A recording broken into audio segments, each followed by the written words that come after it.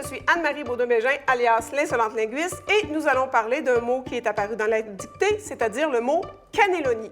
On va d'abord régler le problème de l'orthographe. 2N, 2L, 1N, on s'en sort pas, c'est une question de mémoire et c'est pas de ça qu'on va parler aujourd'hui. On va parler de la gestion du pluriel. Est-ce qu'on met un S à un mot qui est déjà pluriel? Parce que le mot cannelloni est déjà pluriel en italien.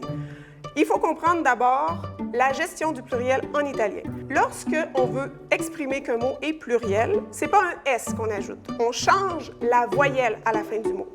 Par exemple, en français, si je dis le mot « maison », il n'y a personne qui sait si le mot est pluriel ou singulier. Je dois ajouter un article devant. Donc, je dis « la maison », on sait que c'est singulier.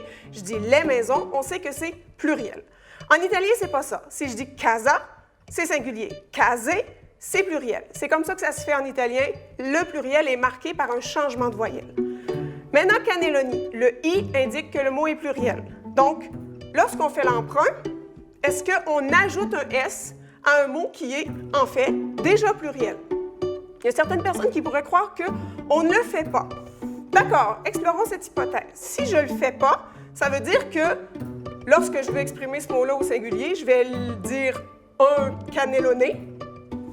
Et est-ce que je fais ça avec tous les autres mots d'origine italienne? Donc, une pizza, des pizzé, un cappuccino, des cappuccini, un spaghetto, des spaghettis?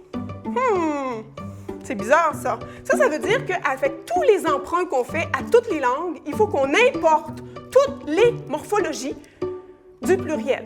Et c'est pas toutes les langues qui gèrent le pluriel de cette manière-là. Le japonais, c'est rendu compliqué. Les personnes qui parlent français doivent réfléchir à la gestion du pluriel de toutes les langues auxquelles on a emprunté des mots. Ça n'a pas beaucoup de bon sens, là. Donc, qu'est-ce qu'on fait? On prend le mot et on lui met un S, parce que c'est maintenant un mot français. Voilà, des cannelloni avec un S.